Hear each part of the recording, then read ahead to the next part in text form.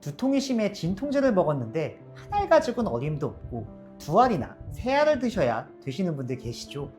실제 저희 환자분들 중에는 대학병원에서 신약을 처방받아 복용받으시는데도 그 두통이 가라앉지 않아 내원하시는 경우도 있으십니다. 진통제 먹을 때 그때뿐이고 다시 통증이 재발하면 환자분들은 불안해지기 시작합니다. 혹시 내 머릿속에 어떤 문제가 생겼나 하고 말이죠. 실제로 제가 진료를 보고 있는 동탄신도시 근처의 한림대병원이나 분당서울대병원 등에 내원하셔서 두세 달에 걸쳐 검사를 하고 결과를 받아보시고 오시는 환자분들도 많으신데요. 대부분의 경우는 특별한 기질적 문제가 존재하지 않았고 가장 속상했던 경우는 당신은 경추성 두통이니 약을 처방해 드릴 건 없습니다. 스트레칭 많이 하시고 좋은 자세를 취하면 되겠네요. 라고 말씀하셨다는 분당서울대병원 교수님의 이야기가 아직도 기억에 남습니다. 어떤 병이 없는 건 참 다행스러운 일인데 내가 그 얘기를 들으려고 거기에 간 건 아니잖아요. 라고 했던 환자분의 말이 아직도 마음에 남습니다. 재밌는 건 환자분들도 본능적으로 목과 두통이 어떠한 연관이 있다는 걸 알고 계십니다. 실제 상담실에서는 목이 뻣뻣해지면 꼭 두통이 와요. 승모근이 굳어지면 다음날 머리가 지끈지끈 하더라고요. 라고 말씀하시는 환자분들이 많습니다. 이런 환자분들의 직감, 해부학적으로 100% 맞는 사실인데요. 그 원인은 크게 두 가지를 들 수 있습니다. 첫 번째는 신경의 압박입니다. 목과 머리를 연결하는 구역 주변에는 크게 세 가지의 중요한 신경이 지나갑니다. 대우두신경, 소우두신경, 제3후두신경인데요. 이 신경들이 목의 자세가 좋지 않은, 즉 거북목이나 일자목의 상황이 되면서 목이 앞으로 기울어지게 되면 머리의 무게를 목 주변에 더 많이 받게 되고 그로 인해 빡빡해진 근육이 신경을 꽉 누르는 현상이 발생합니다. 비유를 하자면 물 호스를 발로 꽉 밟았을 때 원활하게 나오지 않듯이 꽉 눌린 신경이 주행하는 경로로 지끈지끈한 신호가 가게 되는 거죠. 두 번째는 뇌로 가는 혈류 공급의 저하입니다. 목 주변에는 심장에서 뇌로 혈류를 공급하는 추골동맥이라는 중요한 혈관이 지나갑니다. 경추의 부정열이나 목의 근육 긴장으로 인해 이 추골동맥이 압박받게 되면 머리로 원활한 혈류 공급을 방해하게 됩니다. 그로 인해 머리에 혈액 공급이 원활하지 않아 머리가 맑지 않고 멍하고 어지럼증 등의 증상이 발생하게 되는 것이죠. 또한 이런 증상은 사람마다 발현되는 부위가 다양하다는 특징이 있습니다. 어떤 분은 관자놀이만 아프다고 하시고 어떤 분은 이마만 아프다고 하시고 또 어떤 분은 관자놀이와 이마, 어떤 분은 뒤통수와 관자놀이, 이런 식으로 부위에 개인차가 발생하는데요. 신경학적인 설명을 조금 더 하자면 대우두신경은 이마와 눈 주변으로 신경이 주행하는 특징이 있고 소우두신경은 관자놀이 쪽, 제3후두신경은 뒤통수 쪽으로 주행하는데요.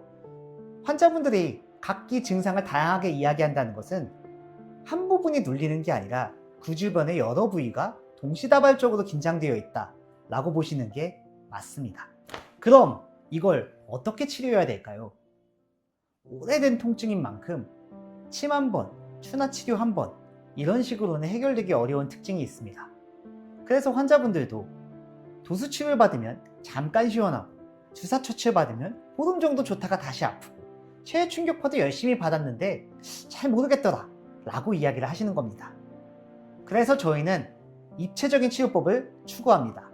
1단계는 표면의 근육을 이완하기 위해 침과 부항요법을 실시합니다. 그리고 신경의 포착처를 해결하기 위한 특수약침을 사용하는데요. 혈류 공급에 도움이 되는 산화질소 성분이 많이 나오는 단산 발효약침을 사용하여 압박되는 지점에 주입하게 됩니다. 세 번째는 아주 단단하게 굳어버린 근육과 근막을 해결하기 위해 도침요법이라는 미세한 칼날이 달린 침술을 사용하게 됩니다. 이로 인해 유착된 조직을 박리하여 그 긴장을 해소하게 됩니다. 마지막으로 추나요법입니다. 단순히 뼈를 맞추는 것이 아닌 두통에서 가장 중요한 경추 1번과 2번의 부정열을 해소하고 목 옆 주변에 안면부와 귀 주변으로 신경이 많이 분지하는 에르브 포인트를 손으로 섬세하게 직접 압박하여 그 긴장을 해소하며 경추, 경관절, 흉추로 이어지는 우리 몸의 상부축에 올바른 위치를 확보하여 재발을 방지하는 치료법을 실시하게 됩니다. 글로 쓰기에는 다소 긴 내용인데 이렇게 말로 설명할 수 있으니까 참 좋네요. 그럼 마지막으로 경추성 두통에 도움이 되는 스트레칭 한 가지를 알려드리고 마무리 짓고자 합니다. 보통 두통 관련 스트레칭은 목에 대한 이야기를 많이 하는데요. 오늘 저는 대흉근, 즉 앞쪽 이 근육에 대한 스트레칭을 이야기 드리려고 합니다. 실제 두통에서 가장 중요한 포인트 중 하나가 올바른 자세의 회복인데, 자세와 가장 밀접한 근육은 흉근의 압박과 중하부 승모근, 즉 등의 약화에 있습니다. 등은 스트레칭보단 운동 쪽에 필요한 부분이 있고, 오히려 스트레칭은 이 앞쪽이 더 중요하기 때문에 설명을 드리고자 하는 건데요. 일단 자세는 간단합니다.